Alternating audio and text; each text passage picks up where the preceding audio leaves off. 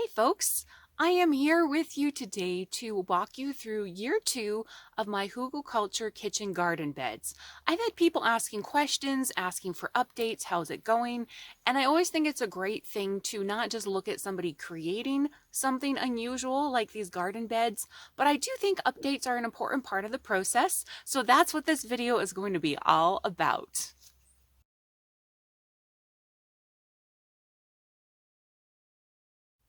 First thing in the spring, one of the first things I noticed was that the soil had settled. Now, if you haven't watched the first video, go back and do that of creating these Hugelkultur beds.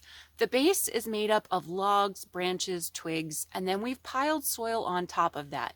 So through the winter and even just the summer growing season, the first year, the dirt really settled and filled into more of those cracks underneath. And so the first thing I did was add a good layer of composted animal manure, more soil on top, tried to bring it back to about 8 inches of good growing soil.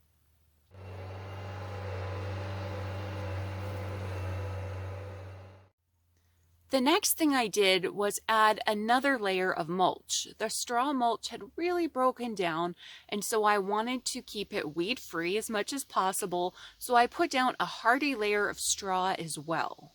One of the things that concerned me right away in the spring was when the snow melted, I realized we had mice living in these Hugelkulturs.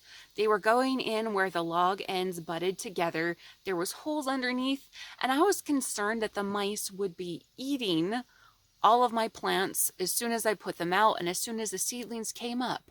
But interestingly enough, it actually wasn't an issue. One time I had a mouse dig up through and he disturbed some of my seedlings, but we actually didn't have any issues with mice nipping anything off. But something we did have an issue with this year was slugs, and they were horrendous. But everybody was saying what an unusual, wet spring it was. It felt like the heat would never come. It rained and rained and rained, and the slugs ate and ate and ate.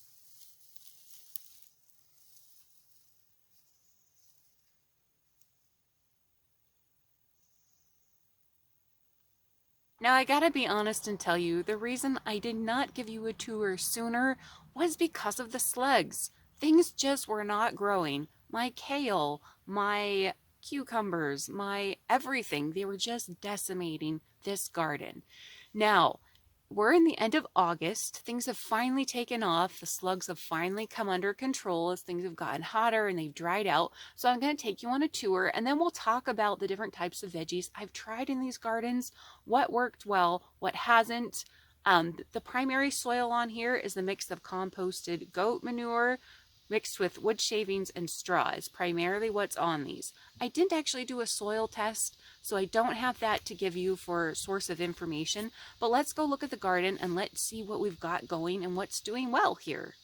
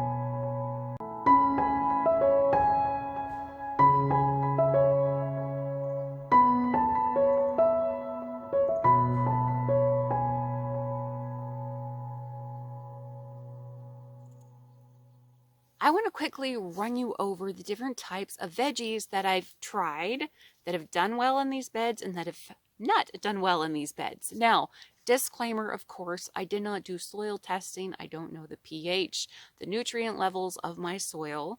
I just know it's a mix of goat manure mixed with straw and wood shavings. That's all I know. So, what grew well? Onions do really well. Now, I haven't tried the bulb onions, but I have an Egyptian walking onion and a multiplier onion, and they've loved it. They've taken hold and they've done really, really well here. Things like squash, onion, or squash and cucumbers, not onions. Squash, cucumbers, zucchini, they love it. They love hugelkulturs, and I think it's probably because the soil tends to be warmer. As the wood decomposes underneath, it releases heat up. They love it. Lettuce has done well. Spinach has done well. I've grown turnips. Peas grow here like nobody's business. And that might partly be because we're a little more shaded. We're on the west side of our house, tucked up quite tight, and so it doesn't get as much hot sun. But peas have done well. Beans have done okay. I wouldn't say they're the best, but they do okay. Tomatoes love these hugelkultur beds. I cannot believe how they grow and how they just flourish. Ones that do not do so well, I have not tried any of the deep root vegetables, so like carrots or parsnips or even beets. I have done root veggies that grow above the ground, like I said, something like turnips. I had a great little fall turnip harvest last year. But the ones that I found that actually did not take to these beds, and it could be my soil, it could also be the warmer soil, is actually my brassicas. So kale, broccoli, cauliflower, and cabbage actually have never done well in these beds, and I don't know why. Not that they wouldn't grow at all. I could grow some kale, but they didn't really flourish and take hold like kale can and should. They stayed quite stunted and small. My cabbages wouldn't form heads. Same with my broccoli and cauliflower. Something was lacking, and I don't know if it was the soil or if it was the warmth in the root system that they didn't like. But I didn't even try again this year because last year was such a terrible flop. I think I maybe got one cabbage head from all the cabbages I had planted in the center bed. So, live and learn. My experience, brassicas haven't done great, but that doesn't mean for you, depending on your soil and different things, doesn't mean it can't work for you. But for me, I won't be trying those again in the hugelkultur garden beds. So, lessons I'm taking with me from this year's gardening. Well, the first thing I learned is that some of the herbs and different things that technically wouldn't overwinter in my area actually made it. So sage is one that usually doesn't overwinter well in our cold climate. It's really iffy, but I actually had some sage that in the hugelkulturs, they made it through, and they're big and very healthy and robust this year, which I'm super excited for that. I think the warmth of the wood decaying underneath just sort of helped keep those roots alive in the soil. And then the other thing I learned is if you're having a really wet, rainy year, the straw mulch will definitely be a breeding ground for slugs. And so next year, if we have a really wet spring, I'm just going to do the weeding. I'm going to pull all the straw mulch off my beds because I had to plant cucumbers 3 times this year, you guys, before things were dry enough that the slugs didn't just decimate everything. Do I think hugelkulturs are still a good idea? Oh, yeah. I love it. I love that they're slightly raised. I love it. They're right outside my kitchen.